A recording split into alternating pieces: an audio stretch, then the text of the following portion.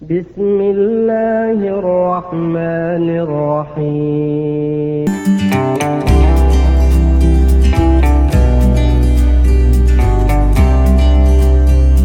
Assalamualaikum warahmatullahi wabarakatuh. Alhamdulillahirabbil alamin. Assalatu wassalamu ala asyrafil anbiya'i wal mursalin wa ala alihi wa sahbihi ajmain. Amma ba'du. Anak-anakku kelas 10 yang dimuliakan Allah Subhanahu wa taala, para pemirsa Syarif Rosa Channel dimanapun Anda berada, semoga selalu dalam lindungan dan ridha Allah Subhanahu wa taala. Baiklah anak-anakku sekalian, kita berjumpa lagi pada pembelajaran pendidikan agama Islam dan budi pekerti kelas 10 sampai pada bab ibadah haji, memperkokoh persatuan dan kesatuan umat. Untuk lebih jelasnya, silakan perhatikan materi berikut ini. Infografis. Semua siswa diharapkan mampu menjelaskan, memahami dan mempraktekkan satu, ketentuan ibadah haji, yang kedua ketentuan ibadah umroh. Pada materi tadabbur ini, perhatikan gambar 1, gambar 2, itu maksud dan maknanya apa, silakan kalian catatkan dan tuliskan dalam buku pembelajaran kalian masing-masing sebagai tugas portofolio pada pembelajaran kali ini. Yang selanjutnya adalah konsep haji. A. Pengertian. Secara bahasa, kata haji artinya sengaja berziarah, mengunjungi atau menuju tempat tertentu. Adapun secara istilah, haji berarti menziarahi atau mengunjungi Baitullah atau Ka'bah di kota Mekah Al-Mukarramah dan sekitarnya untuk melaksanakan ibadah-ibadah tertentu seperti wukuf, tawaf, sa'i, melontar jumroh dan lain sebagainya dengan cara tertentu dan dengan waktu yang sudah ditentukan pula. Dan ibadah haji juga adalah diwajibkan oleh Allah Subhanahu wa taala bagi muslim yang memenuhi syarat, diantaranya adalah yang memiliki kemampuan fisik dan juga kemampuan keuangan. Yang kedua, dalil terkait ibadah haji. Ibadah haji merupakan salah satu rukun Islam yang kelima. Melaksanakan ibadah haji hukumnya wajib sekali seumur hidup bagi setiap muslim yang telah mukallaf atau akal balik dan memiliki kemampuan untuk pergi ke Baitullah di Mekah Al-Mukarramah. Allah Subhanahu wa taala berfirman dalam Quran surat Ali Imran ayat 97. A'udzu billahi minasyaitonir rajim. Fihi ayatun bayyinatun maqamu Ibrahim wa man dakhalahu kana amina walillahi 'alan nasi hajjul baiti man istata'a ilaihi sabila wa man kafara fa innallaha ghaniyyun 'anil 'alamin.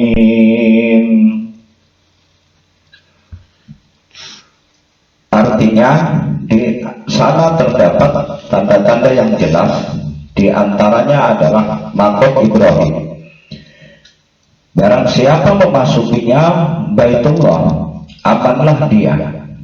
Dan di antara kewajiban manusia terhadap Allah adalah melaksanakan ibadah haji ke Baitullah, yaitu bagi orang-orang yang mampu mengadakan perjalanan ke sana.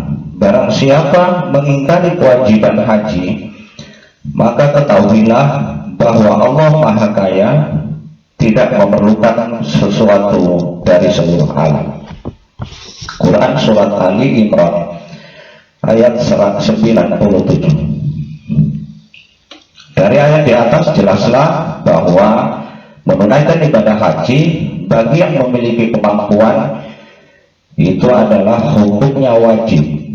Bagi yang tidak melaksanakannya padahal sudah memiliki kemampuan, maka berarti sudah melakukan dosa besar. Yang selanjutnya ketentuan ibadah haji. Satu, syarat ibadah haji: beragama Islam, berakal sehat, balik, merdeka, istita'ah.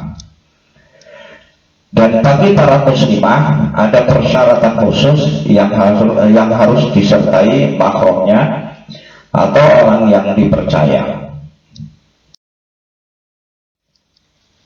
Yang kedua adalah rukun haji.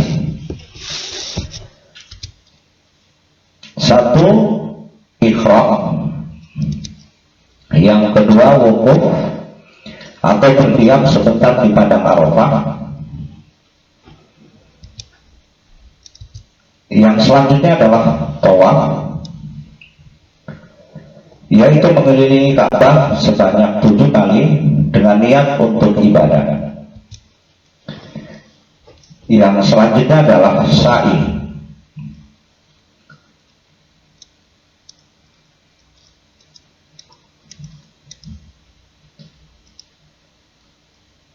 yaitu berlari-lari kecil antara Bukit Sofa dan Bukit Marwah sebanyak 7 kali. Yang selanjutnya adalah tahallul, yaitu mencukur atau menggunting rambut paling sedikit sebanyak 3 helai. Dengan melakukan tahallul berarti ritual haji sudah selesai. Yang terakhir adalah tertib. Yang ketiga, wajib haji. Ihram dari miqat, yaitu berihram atau melakukan niat mengerjakan haji dari tempat yang sudah ditentukan, yaitu miqat Makkah, dan juga pada waktu yang sudah ditentukan pula, yaitu miqat zaman. Yang kedua adalah bermalam di Muzdalifah, yakni setelah seseorang melakukan wukuf di padang Arafah pada malam tanggal 10 Zulhijjah lewat tengah malam. Apabila dia berjalan dari Muzdalifah sebelum tengah malam, itu adalah harus membayar dam. Yang selanjutnya adalah melontar jumroh Aqabah. Pada hari raya haji 10 Zulhijjah melontar jumrah Aqabah ini menurut ulama fikih hukumnya wajib, tetapi dalam pelaksanaannya boleh diwakilkan kepada orang lain apabila seseorang tidak mampu melaksanakannya. Yang selanjutnya adalah melontar 3 jumrah,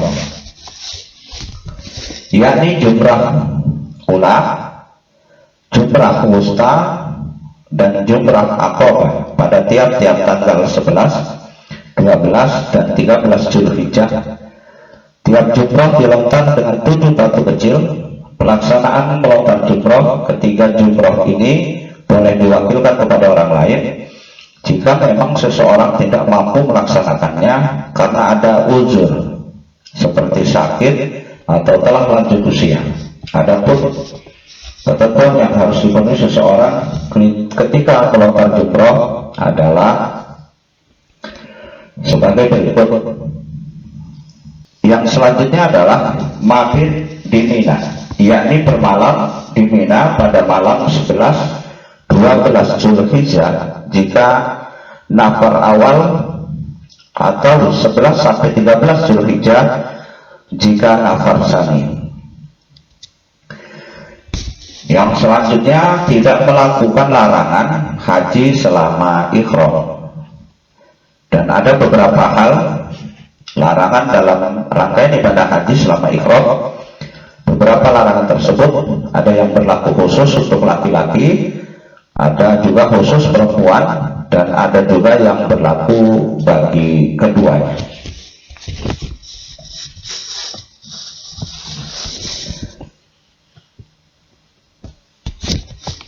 Larangan bagi laki-laki adalah memakai pakaian berjahit, memakai tutup kepala yang melekat, dan memakai alas kaki yang menutupi mata kaki. Sedangkan perempuan, larangan dalam masa berihram adalah menutup muka.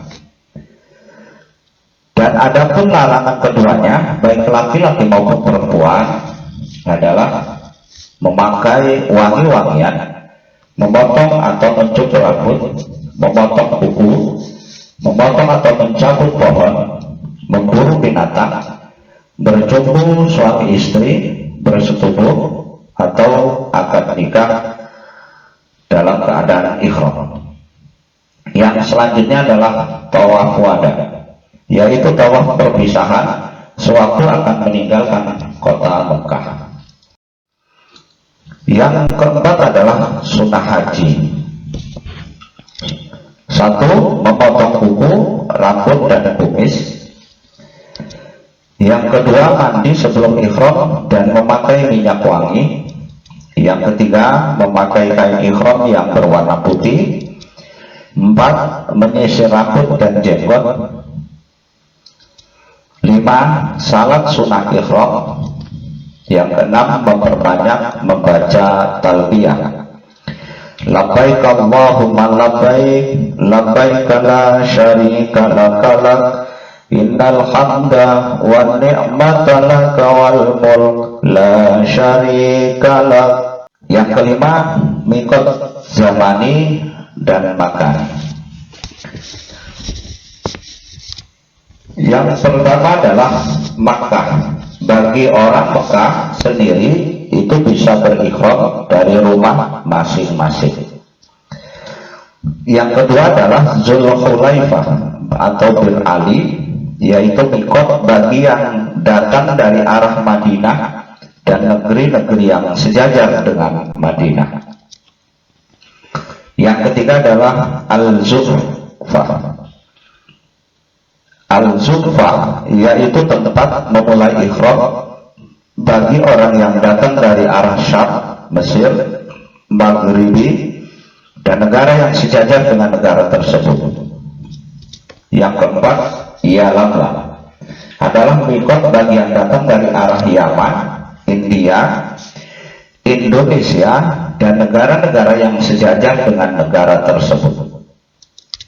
Yang kelima, Qardul Manazil adalah tempat mulai ihram bagi orang yang datang dari arah Najdil Yaman dan Najdil Hijaz dan negara-negara yang sejajar dengannya.